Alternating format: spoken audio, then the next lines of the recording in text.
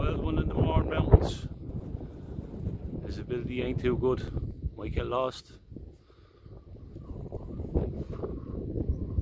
Swampy. Remind you that song, you know that song that ballad goes, oh, Shirava, Ulwalya, oh, Shirava, Ulwalya. This Richie Watson photography. I'm in the misty Mourne Mountains on a summer's afternoon. Hard to believe. However, but perfect conditions. Look at exactly what we're looking for.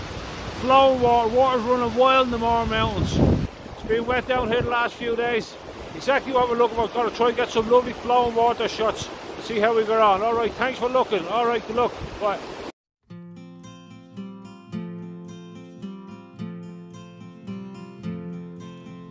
In comes the train and the whole platform shakes.